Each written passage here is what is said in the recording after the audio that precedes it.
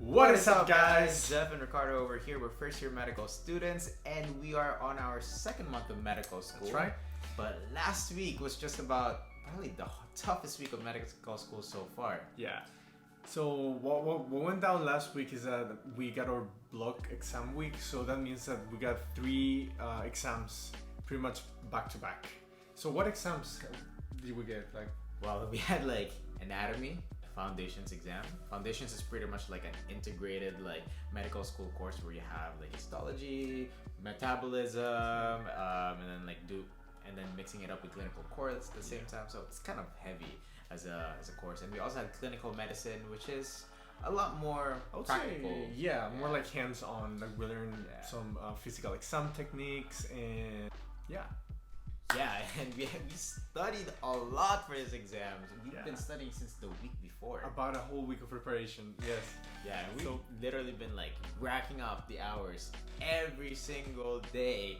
And on the day of the exam, I still don't feel like I was ready for that. Yeah, it's just so much content that you don't really know what they're gonna end up asking in the exam. So just gotta be ready. And even if you don't feel ready, Just gotta do it!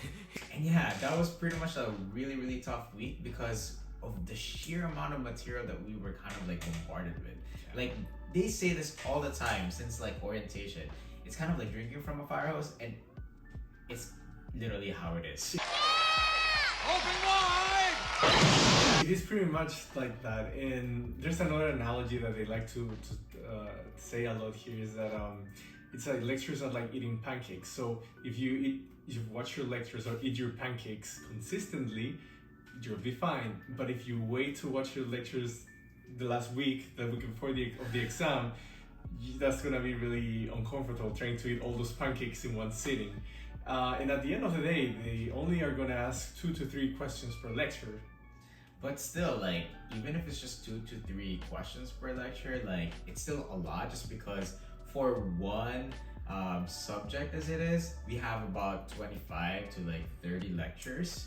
And that's not including the other 2 subjects that we were tested on, which were anatomy or like clinical medicine. So for like foundations, like we had to learn like metabolism, we had to learn how the clinical correlates of metabolism pretty much. And a lot of these material, I think one reason why it was a little bit overwhelming was because of the fact that a lot of these things we are already expected to know from undergrad, like the pentose phosphate pathway, and he kind of like jumped straight into like clinical correlates, and I was like, ooh, what is a purine salvage pathway, or what is like this pentose phosphate pathway about? So for me, like even if I was a biochem major when I was in college, I had to look back and be like, okay, so this is the pentose phosphate pathway, this is how it works. Oh, and then after that, that's when like, you know, the clinical correlates make sense. But you're expecting to know a lot going in, and I think that's kind of like something that contributed to it being overwhelming for me this time around. Yeah, at least for me, I think a lot had to do with the fact that I just didn't have my biochem, in this case, fresh out of college. Like, I mean, I took about 2 gap years, and everything just like kind of was fading away. So, but going back to school and getting this content, I would say that it kind of helps to have a solid base. And a lot of it, I would say, would factor into the MCAT preparation. So if you are just planning to go to school right straight out of college, I think you'll have all the content fresh. But I would suggest just to brush up a little bit maybe beforehand going in. But I think the school does a good job on delivering the content. Yeah, so it was a lot of studying, it was a lot of hours in the library, it was a lot of coffee drank. Like, I don't know how many times we went out of the library to get coffee because... I was telling Jeff, I was wondering, like, how much coffee do you think we've drunk like this past month just like studying for this exam? It's like during lunchtime we get some food and then like, okay, we need to offset the food coma, so let's get some coffee. Yeah, because you feel that too, right? Like after you eat lunch, you might eat like say like Panda Express or something with like some fats in it and a lot of carbohydrates. You eat it, you're like, oh, this feels great, I'm ready to study again. And then you sit down, you open your book, you start studying. 10 minutes later, you're like, Yeah, daytime sleepiness. And well, that being said, we tried to change up the spaces where we were studying. So we just didn't study at the library, but we also went to different coffee shops around town. Here's some footage. We have a lot of footage from our studying, so why don't you look at that?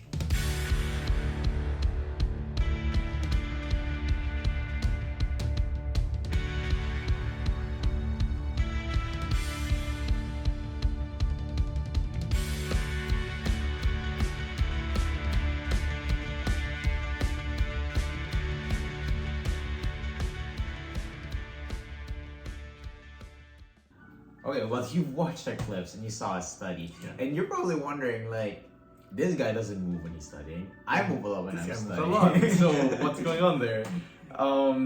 Yeah, so I think it, at least for me, has to do with the type of studying that I do. Most of my studying has to do with Anki cards. So I watch the lectures, make my own cards, and then the whole premise of Anki is that you make your cards and then you review them every day, so the information is fresh in your mind.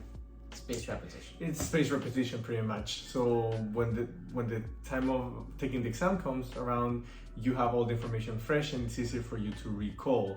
When it comes to Jeff, yeah, I totally don't use Anki, and that's a lot of people, that's not like a popular opinion apparently, but for me, I use I'm kind of like more reliant on me, kind of like regurgitating the material by pretending like I'm teaching it to someone. A lot of this kind of has to do with like the Feynman technique, because when you can explain it to somebody else and when you are able to teach it, you probably know the material through and through, and that's kind of something that I've been doing since college. That's how I've gotten through biochem, that's how I've gotten through even physics, but physics has a lot of practice problems. But I think for me in general, to know general concepts, to solidify like big picture, connect big picture to small picture, I like to regurgitate by kind of talking myself through it. And that's why I kind of like, you know, I'm reading something and then I'm kind of like talking, doing hand motions, just because I am pretending like there's somebody in front of me that I'm trying to teach that material to. and you know, during summer I was reading this book, it's called The Extended Mind, and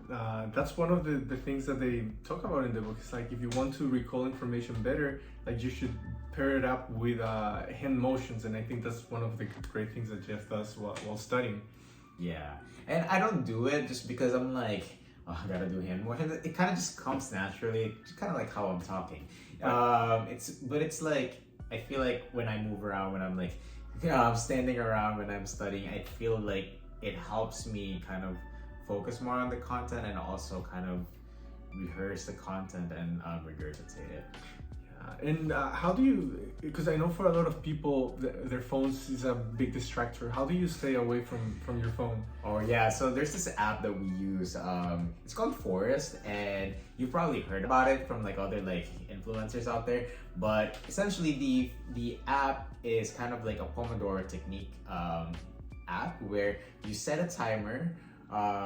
Where you can like say, oh, I'm gonna study for 30 minutes, and then you set 30 minutes on your phone, and then that Forest app will kind of lock your phone, and you're gonna be planting a tree while you're doing that 30-minute interval.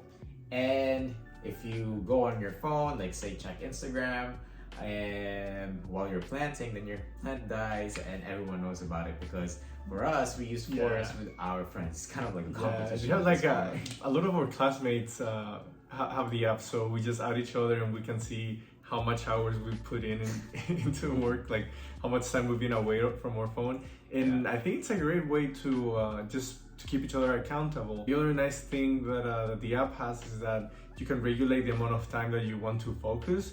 So for example, at the beginning we were doing 2-hour cycles, but at least for me, I cannot really stay 100% focused for 2 hours. So what I do, I still match the 2 hours, but I do say like 25 to half an hour cycles. And after that, I check my phone, and that kind of wakes me up. That gives me like how can I say it? Like a boost. Like a boost, we can say, yeah. So, and I don't really spend much time during the breaks, for like a minute or two, just checking social media, and then just jump back and do another cycle. And I think in that way I can keep going on throughout the day in a more, I would say, like efficient way. in a sense, without getting too sleepy in between the cycles. Yeah, and that's definitely the tough part about like doing the 2 hour cycles. But for me, I prefer the 2 hour cycles because I get in the groove. Like it takes me like about 10-15 minutes to get on my like groove. And once I'm in that groove, like it's easy for me to just like focus and hone in. But that 10 to 15 minute investment getting in that rhythm is a little bit too much for me to do like, you know, over and over again. So that's why I just like do two long hours, and then after that 2 hours I take kind of like a longer break, like maybe say 20-30 minutes, and but still things get done. And you have to do whatever works for you. Just kind of like with us, like we study together all the time, but like we kind of like adapted to like our forced intervals in the way that like works for us and kind of like works with our study group. Yeah, and that's another important thing that I said before. I used to study alone during college, but for some classes and for I mean, most of the things here, it's the collaboration and interacting with other classmates is super important because you can quiz each other, you can keep each other accountable. So like I was telling Jeff earlier, like there's a proverb that if you want to go fast, sure, you can go alone, but if you want to go far, you gotta go together. You need other people to get yourself accountable. Yeah, and like I can totally speak to this because in college I was also the same type of person. Like I would rather be on the highest floor in the library, in the quiet floor, in a cubicle, with nobody talking to me, with me not seeing any of my friends. And that's how it worked for me. But I think in medical school, like, you know, I kind of adapted a little bit and tried other things like doing group study. And I think that's just something that worked really well for me just because I have some friends around to kind of study with. It kind of helps with like commiserating and each other's misery.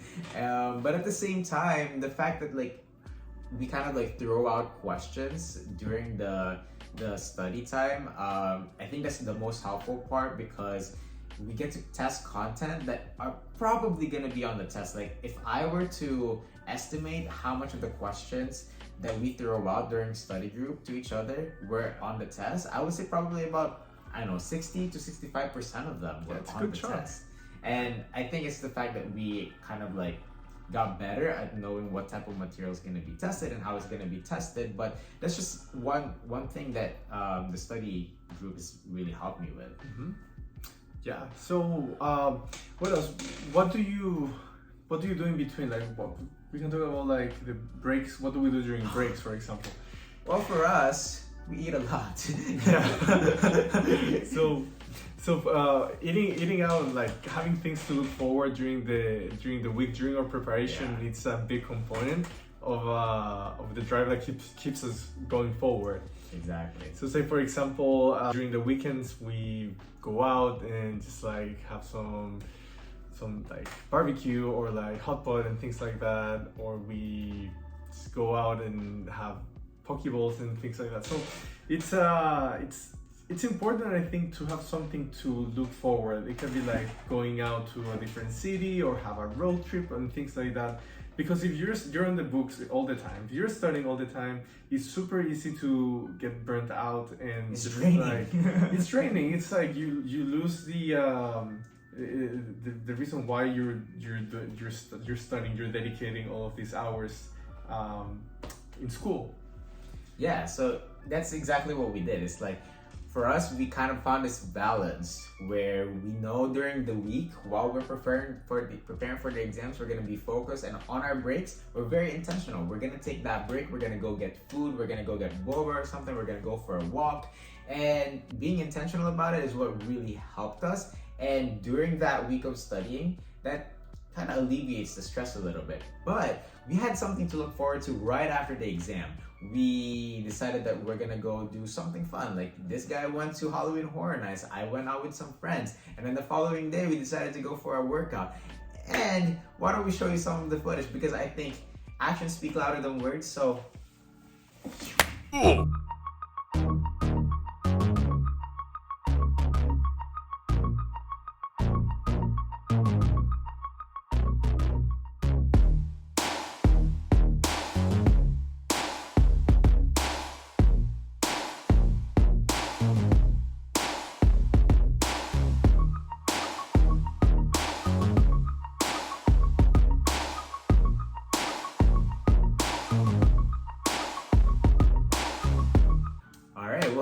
we've pretty much loaded up a lot on you guys, and we've shared a lot so far. We just wanted to share, what happened before an exam and after an exam, and we just wanted to kind of like make a vlog of it and record our experiences. Yeah, I think it's just a good way for us to record what we do during the week and just share with you guys. Maybe you can find some inspiration here, or you can like do some of the things that we're doing, and also like let us know in the comments like what are you doing, how are you coping with school. It doesn't really need to be medical school, but it can be college. Or just let us know in the comments. But yeah, so this is our first YouTube video. We were very excited to make this. We've been looking forward to this since the exam. This is actually one of our key items on like what to look forward to after we were done with all those 3 exams. And yeah, you can expect a lot more content from us. We do a lot of things like Ricardo here. Yeah, so on my side, you can expect a lot of fitness content, a lot of workout information, and maybe even supplement reviews, because I am really into working out. And and when it comes to Jeff, you can expect a lot of. Well, on my side, like I'm an MD PhD student, so for me, managing and kind of like balancing my life between school and lab and research, and also doing things that I like to do, like going out with my friends and working out at the same time. I feel like that's something that I would like to share with you all, and I hope that you guys, look forward to our videos. We're planning to drop a video every week. So why don't you subscribe, follow us on Instagram. Our Instagram is gonna be in our page over here. So on that note, I'm kind of hungry. Me too. We should really get something to eat. Yeah, we've been filming for like the past few hours. So we'll leave you guys with that. Thank you for watching, and see you guys on the next one.